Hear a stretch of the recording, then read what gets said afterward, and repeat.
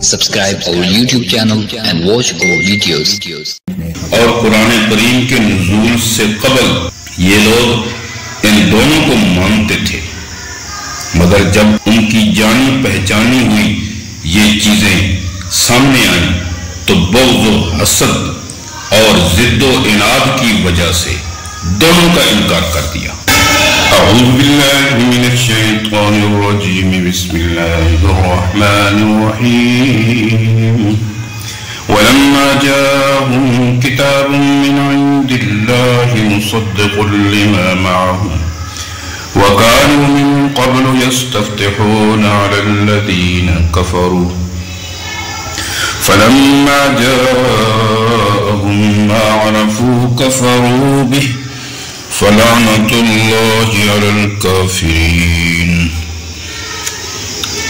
ولما جاءهم، اور جب آئی ان کے پاس کتاب، جب پہنچی ان کے پاس کتاب من عند اللہ، اللہ کی طرف سے، مصدق لما معهم، تصدیق کرنے والی ہے جو ان کے پاس ہے، وَكَانُوا مِن قَبْلُ، اور تھے وہ اس سے پہلے، يَسْتَفْتِحُونَ، فتح طلب کرتے تھے، عَلَى الَّذِينَ كَفَرُوا، ان لوگوں پر جنہوں نے کفر کیا، فَلَمَّا جَاءَهُمْ، پس جب آئی ان کے پاس وہ چیز، مَا عَرَفُوا، پہچانتے تھے اس کو، كَفَرُوا بِهِ، انکار کر دیا اس سے، فَلَعْنَةُ اللَّهِ عَلَى الْكَافِرِينَ، پس لعنت ہے اللہ کی کافروں پر۔ قرآن کریم کو جو مصدق تورات فرمایا تو اس کی وجہ یہ ہے کہ تورات میں بعثت محمدیہ صلی اللہ علیہ وسلم اور نزول قرآن کی جو پیشن گوئیاں تھیں ان سے ان کا صدق ظاہر ہو گیا، تو تورات کا ماننے والا قرآن کریم اور صاحب قرآن صلی اللہ علیہ وسلم کی تکذیب کر ہی نہیں سکتا، ورنہ تورات کی تکذیب لازم آتی ہے۔ اور اگر کسی کو یہ شبہ ہو کہ جب حق کو حق جانتے تھے تو پھر ان کو مومن کہنا چاہیے، کافر کیسے کہا گیا؟ تو اس کا جواب یہ ہے کہ ایمان صرف جاننے کا نام نہیں، جس طرح کہ آج کل کے لوگ کہتے ہیں نا کہ فلاں تو قرآن کو سمجھتا ہے، جانتا ہے، تو ایمان صرف جاننے کا نام نہیں بلکہ ماننے کا نام ہے، ورنہ یوں تو شیطان سب سے زیادہ حق کو حق جانتا ہے، مگر جاننے کے باوجود انکار کرنے کی وجہ سے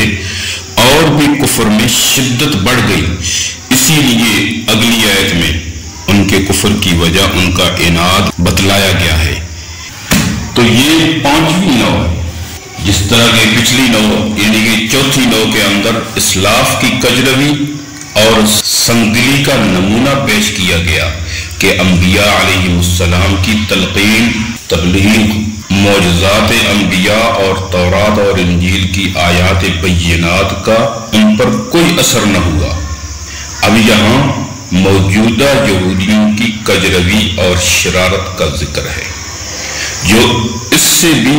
بڑھ کر ہے، کیونکہ رشد و ہدایت کی مذکورہ دلائل اور افہام و تفہیم کے معتبر ذرائع کی موجودگی میں کفر و انکار کے ساتھ ساتھ ان کی خبث باطن کا یہ حال ہے کہ حضرت رسول کریم صلی اللہ علیہ وسلم کے ظہور اور قرآن کریم کے نزول سے قبل یہ لوگ ان دونوں کو مانتے تھے، مگر جب ان کی جانی پہچانی ہوئی یہ چیزیں سامنے آئیں تو بغض و حسد اور ضد و عناد کی وجہ سے دونوں کا انکار کر دیا۔ کتابوں سے مراد قرآن مجید ہے اور تنوین اظہار عظمت کے لیے ہے۔ مصدق لما معهم، معهم سے مراد تورات ہے، یعنی کہ قرآن کریم مسئلہ توحید میں تردید شرک میں، نبوت میں اور دیگر کئی احکام میں تورات کی تائید و تصدیق کرتا ہے۔ قرآن کی صداقت کی ایک دلیل تو یہ ہوئی وَكَانُوا مِن قَبْلُ يَسْتَفْتِحُونَ، یہاں یستفتحون بمعنی یفتقون ہے، کیونکہ باب استفعال کی ایک خصوصیت موافقت مجرد ہے، یعنی کہ استقر بھی بمعنی قر ہے۔ فتح کے معنی بتانے اور خبر دینے کی بھی آتے ہیں، جیسا کہ پہلے گزر چکا ہے کہ اتحدثونہم بما فتح اللہ علیکم، یعنی کہ یہی یہودی اس سے پہلے کفار اور مشرکین کو بتایا کرتے تھے کہ عرب کی سرزمین پر جو آخری نبی پیدا ہونے والا ہے اس کے ظہور کا وقت قریب آ پہنچا ہے، اور اس نبی پر اللہ کی طرف سے ایک کتاب نازل ہوگی۔ یہ قرآن اور صاحب قرآن کی صداقت پر دوسری دلیل ہے۔ جب ان کے پاس اللہ کی وہ کتاب آ گئی اور خدا کا وہ رسول بھی آ گیا جن کو وہ اچھی طرح جانتے اور پہچانتے تھے، تو انہوں نے مال، بغض اور حسد، ضد اور عناد کی وجہ سے اور اپنے اقتدار کی حفاظت اور حرص دنیا کی خاطر ان دونوں کا انکار کر دیا۔ کفروا لما اولا کا جواب ہے اور لما ثانیہ اولا کی تاکید ہے۔ کفروا لما اولا کا جواب ہے اور لما ثانیہ اولا کی تاکید ہے، یا لما اولا کا جواب محذوف ہے اور یہ لما ثانیہ کا جواب ہے۔ فلعنت اللہ علی الکافرین، ان کافروں کے لیے کفر و انکار کی وجہ سے خدا کی رحمت سے دوری ہے، نہ دنیا میں ایمان کی توفیق نصیب ہوگی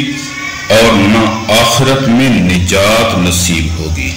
اللہ رب العزت سے دعا ہے کہ اللہ تعالی ہمیں